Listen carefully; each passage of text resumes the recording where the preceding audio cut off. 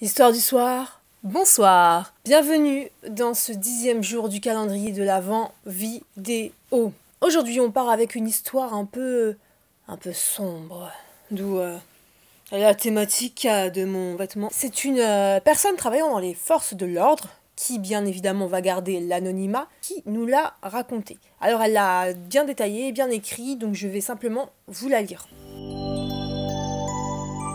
C'est une histoire dont la fin est heureuse. C'est plutôt cool, vu que c'est quand même la période des fêtes. Merci. On m'a confié un dossier un peu délicat l'année dernière. Une femme se rend compte que son amie et voisine semble sous l'emprise de son compagnon et souhaite nous dénoncer les faits de manière anonyme. L'homme rencontre sa partenaire alors qu'il est en voyage dans un pays d'Afrique. Il a 70 ans. Elle en a 28. Il la met enceinte et lui garantit la reconnaissance de l'enfant, ainsi que sa protection financière. Et il repart, ne respectant pas franchement ses obligations. L'enfant naît sans que le père ne soit présent, et ne le rencontre qu'à ses 9 mois, lorsqu'il revient pour une visite.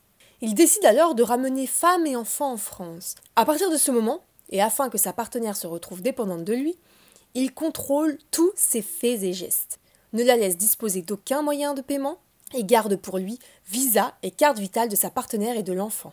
Suite aux dénonciations de son ami, j'entends la femme, il est clair qu'il a empêché son intégration en France, l'accompagne partout où elle va, ne lui donne pas accès à de l'argent et surveille ce qu'elle fait de son téléphone.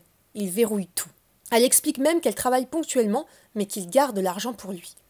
Lorsqu'elle souhaite comprendre le fonctionnement administratif français, il l'en empêche aussi. Elle est donc reléguée à la cuisine, au ménage, et s'occupe de leurs 2 enfants de 7 et 4 ans.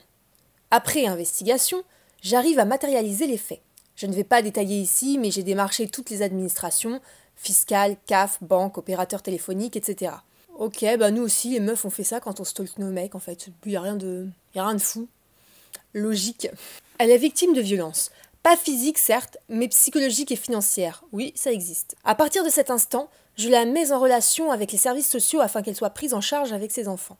Et côté pénal, je place son conjoint en garde à vue. Il a aujourd'hui 77 ans et ne reconnaît pas ses fautes. Il ose sous-entendre qu'elle n'a pas à se plaindre, car pour une femme, et en plus une femme noire, elle est mieux avec lui que sans. Misogyne et raciste. Résultat de cette enquête, la justice a tranché. Il est reconnu coupable et il n'a plus le droit de voir la victime. Elle est prise en charge, relogée avec ses enfants et les visites avec les enfants sont encadrées. Cette procédure, elle m'a marquée, parce que ça englobe tout ce en quoi je crois et les raisons qui m'ont fait faire ce métier. La justice pour tous, la défense des plus démunis et la reconnaissance de culpabilité des auteurs avec des effets immédiats. C'est un résumé succinct parce que ce dossier a été assez long à gérer en pleine crise sanitaire, qui plus est. Mais c'est un dossier dont je suis fière et qui montre que la plupart du temps, malheureusement pas à 100% je sais, les forces de l'ordre et la justice ne sont pas défaillants. Merci pour cette histoire qui se finit super bien. Et que dire de ce monsieur? Bon bah je pense qu'il a eu ce qu'il méritait. Et tant mieux que la dame ait pu être prise en charge. Merci à toi pour cette histoire. Sur ce, on va clôturer le 10e jour, comme d'habitude, avec notre petit rituel. Ah, j'en ai marre de bouffer du chocolat. En plus, c'est du chocolat au lait. Mais qui mange du chocolat au lait? C'est dégueulasse, le chocolat au lait. Plein de sucre. En fait, tu goûtes le sucre, ça n'a pas de goût de chocolat, de cacao et tout. Non, mais c'est bon, les gens ne me parlez pas. Je ne suis pas dans la même team que vous. Vous mangez de la pizza chèvre-miel. Moi, je mange de la hawaïenne. Je mange de la brioche avec des œufs à la tomate. Hein, ce genre de choses. J'aime la pâte d'amande. J'aime la crème de marron. Voilà, et j'aime le chocolat noir 70% minimum. J'ai un palais plus développé que le vôtre, c'est tout. Voilà, il faut se rendre à l'évidence. Alors, le 10. N'oubliez pas de vous abonner, de liker, de commenter, de partager. Et pourquoi pas de me suivre aussi sur les réseaux sociaux, notamment Instagram. J'y suis hyper active. Oh, je viens de sortir une phrase de youtubeuse. Oh, oh. Passez une bonne soirée, je vous fais des gros bisous et à demain.